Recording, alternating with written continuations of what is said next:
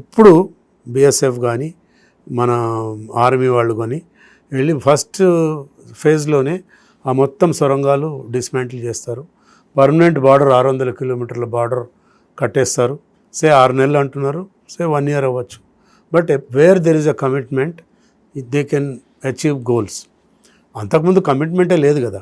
రండిరా బాబు మీకు ఇక్కడ వెల్కమ్ చెప్తామని చెప్పి వాళ్ళని. బట్ 50 ఏళ్ల జాడ్యం ఒక సంవత్సరం, నేను ఒక రోజు ఓవర్ నైట్ అంటలా, ఒక సంవత్సరంలో ఆ జాడ్యాన్ని తొలగించగలమా అంటే ఇట్ టేక్స్ టైం. ఇప్పుడు ఇన్నేళ్ళు విచ్చలవిడిగా వాళ్ళు ఆడింది ఆట, పాడింది పాటగా జరిగింది.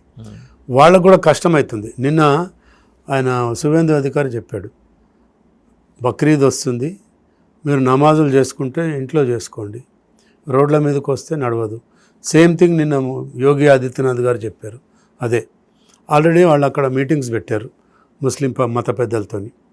నమాజ్ అనేది ఇళ్లలో చేసుకోవాలా లేకపోతే మసీద్లో చేసుకోండి.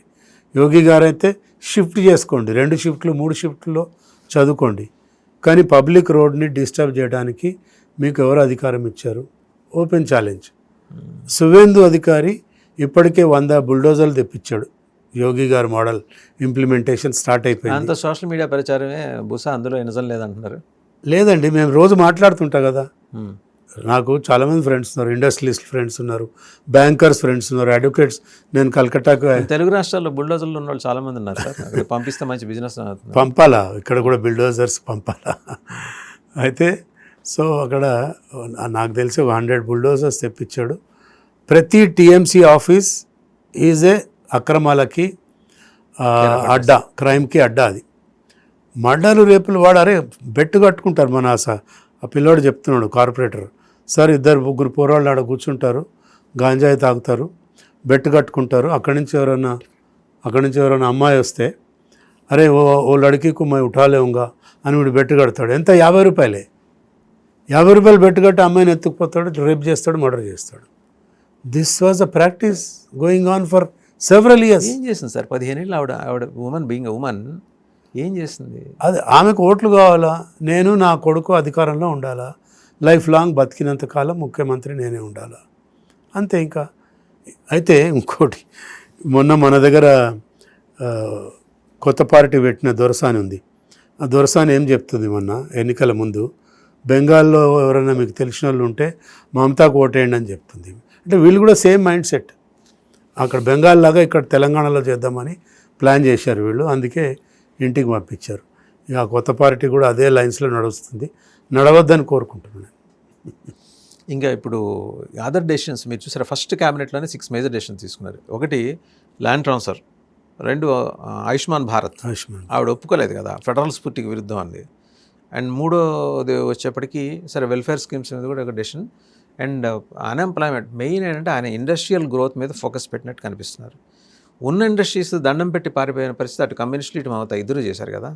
ఇప్పుడు ఒక్క సంవత్సరంలో దీన్ని రిపేర్ చేయాలంటే సామాన్యమైన విషయం కాదు, పెద్ద ఛాలెంజ్ ఉంది. ఇంకా 2 ఏళ్ళలో మళ్ళీ పార్లమెంట్ ఎన్నికలకు వెళ్ళాలి. ఈ లోపల జనామోదం కనీసం 50% అయినా పొందే అవకాశం బీజేపీ ఇక్కడ ఉందా? అయితే గతంలో 50% అంటున్నానండి. 6700 ఇండస్ట్రీస్ పంపించేసింది ఈమె ధాటికి తట్టుకోలేక. మనం చూసాం నందిగ్రామ్లో టాటా కంపెనీని ముప్పతిప్పలు పెట్టి 1,00,000 మందికి ఎంప్లాయ్మెంట్ వస్తే అక్కడి నుంచి టాటా కంపెనీ తీసేసింది. ఆ తర్వాత 6700 ఇండస్ట్రీస్ పోయినాయి. తద్వారా 2 నుంచి 3 లక్షల నుంచి 5 లక్షల ఎంప్లాయ్మెంట్ పోయింది. ఇప్పుడు ఫస్ట్ ప్రయారిటీలో గవర్నమెంట్ ఆఫ్ ఇండియా చాలామందిని ఇన్వెస్టర్స్ రమ్మని చెప్పి అడుగుతూ ఉన్నారు. ఓవర్ ఎ పీరియడ్, అంటే వెంటనే మీరు అన్నట్టు 1 yearలో అయ్యే పని కాదు. ఇండస్ట్రీస్ రావాలా, వాళ్ళ ఇన్వెస్ట్మెంట్స్ జరగాలి, గవర్నమెంట్ పర్మిషన్స్ రావాలి, ఇవన్నీ జరగడానికి 1 year పడుతుంది. నెక్స్ట్ 1 year లోపల ఆల్ ఇండస్ట్రీస్ విల్ స్టార్ట్. దాదాపు నాకు తెలిసి వాళ్ళ అంచనా ప్రకారం 10 నుంచి 15 లక్షల మందికి ఉద్యోగాలు ఇవ్వాలి ప్రైవేట్ సెక్టర్లో అనేది లక్ష్యంగా పెట్టుకున్నారు. మొండిగా పోతున్నాడు సువేందు అధికారి. వాళ్ళ క్యాబినెట్ కూర్పు కూడా బాగుంది.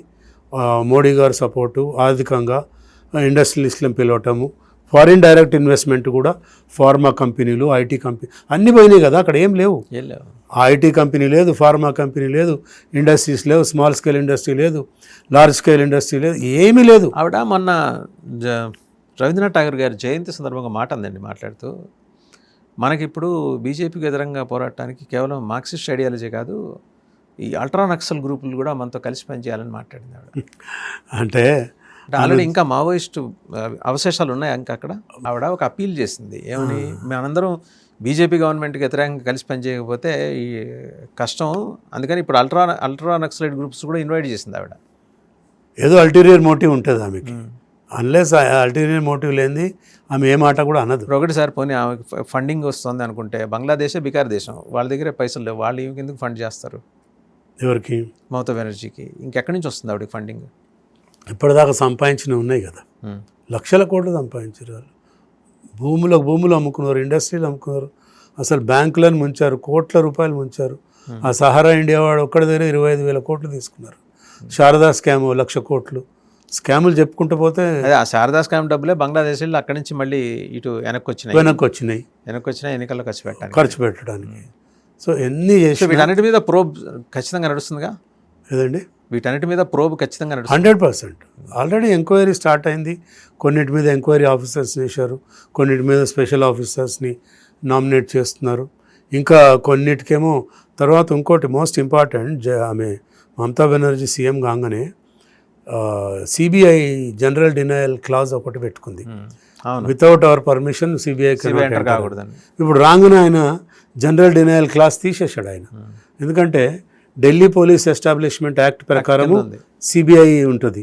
సో సిబిఐ ఏదైనా రాష్ట్రానికి పోవాలంటే డైరెక్ట్ పోలేదు.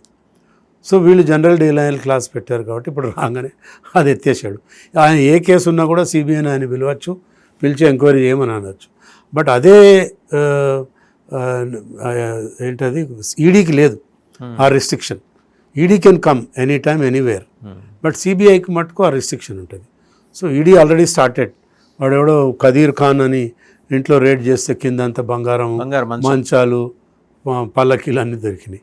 ఇట్లా అంటే ఒక ఆఫ్టర్ ఆల్ ఒక పరిషత్ అంటే జిల్లా పరిషత్ కౌన్సిలర్ కార్పొరేటర్ దగ్గరనే బంగారు మంచాలు అవి ఉన్నాయంటే మరి ఆ లెవెల్లో 15 ఏళ్ళు అభిషేక్ బెనర్జీ, మమతా బెనర్జీ ఎన్ని లక్షల కోట్లు తినేసి ఉంటారు.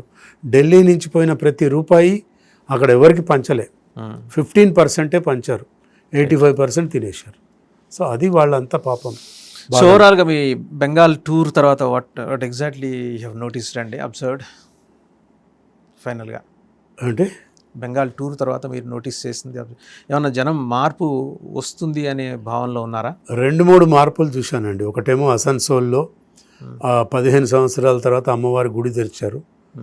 రెండోది ఎక్కడ పోయినా బొట్టు పెట్టుకొని గర్వంగా యస్ హమ్ హిందూ హై అని చెప్పి ఓపెన్గా తిరుగుతున్నారు. రాత్రిపూట కూడా మహిళలు బయటికి వెళ్ళటం, కూరగాయలు కొనుక్కొచ్చుకోవటం, ఏది ఉంటే అది అవసరాలు తీర్చుకుంటున్నారు. నార్మల్సీ రిస్టోర్ అయిందా ఆల్మోస్ట్. ఇంకోటి నిన్న చూశాను నేను, ఒక నైట్ క్లబ్లో బాయ్స్ అండ్ గర్ల్స్ డ్యాన్స్ చేసుకుంటూ ఒక పాట పాడుతున్నారు, మమతా దీదీ గై జై శ్రీరామ్ ఆయే అని చెప్పి. అంటే ఒక నైట్ క్లబ్లో వాళ్ళు చెప్పుకుంటున్నారు గర్ల్స్ డ్యాన్స్ చేస్తూ, ఏమని, మేము మొన్నటిదాకా బార్కే రాలేకపోయినాము, ఇప్పుడు హాయిగా వచ్చి ఇక్కడ ఎంజాయ్ చేస్తున్నాము, జై శ్రీరామ్. నైట్ క్లబ్లలో జై శ్రీరామ్ అంటున్నారంటే మీరు ఆలోచించుకోండి. సో అంత వాళ్ళకి స్వాతంత్రం దొరికినట్టే ఫీల్ అవుతున్నారు. ఎనీవే డెఫినెట్గా రాబోయే ఎక్కువ లేదండి, నెక్స్ట్ పార్లమెంట్ లోపల you will see changes. Okay, 100%. Thank you Gopalaswamy garu, thank you very much. So చూసాం కదా, అంటే వ్యక్తిగత స్థాయిలో ఆయనకున్న స్నేహితులు కావచ్చు, సన్నిహితులు కావచ్చు, అలాగే అక్కడ ప్రొఫెషనల్ రీత్యా ఆయనకు ఏర్పడిన రిలేషన్స్, దాని మీద వారం 10 రోజులు he was there in West Bengal. ఏం జరిగిందో ప్రత్యేకంగా 4 జిల్లాలు, ఈ సందేశ్ ఖలీ, నోవాఖలీ, ఇంకా పరగనా 24 పరగనా డిస్ట్రిక్ట్స్, నదియా సొరంగాలు కొన్ని రోజుల్లో వాటిని ధ్వంసం చేయడం అనేది మొదలైంది. ఆల్రెడీ కొన్ని ధ్వంసం అయినాయి, పూర్తి స్థాయిలో కొన్ని రోజుల్లో ధ్వంసం అయిపోతాయి. అండ్ 25 ఏళ్ళుగా పోలింగ్ బూత్ మొహం చూడని వాళ్ళు ఫస్ట్ టైం పోలింగ్ బూత్కి రావటం, ఓటీలా వేయచ్చు అని తెలుసుకోవటం, ఇది కూడా ఎస్టానిషింగ్ ఫ్యాక్టే. ఎదురు తిరిగి మాట్లాడిన వాళ్ళని చెట్లకు కట్టేసి వాళ్ళ కళ్ళ ముందే వాళ్ళ ఇంటి ఆడవాళ్ళని రేప్ చేసిన సంఘటనల గురించి కూడా వాళ్ళు స్వయంగా చెప్తే ఈయన విన్నారు. ఇదేదో మనం పేపర్లో చదివో లేకపోతే టీవీలో ఎవరైనా చెబుతుంటే చూసే కాదు. He was there physically and he's witness that as a senior advocate. సో ఇది 50 ఏళ్ల పాటు బెంగాల్లో జరిగింది.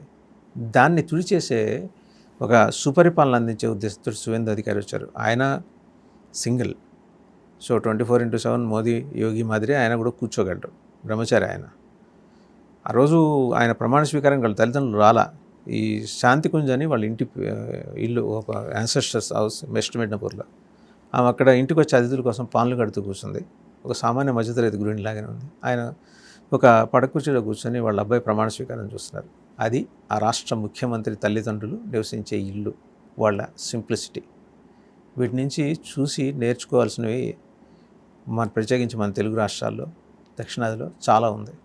చూద్దాం ఏం జరుగుతుందో.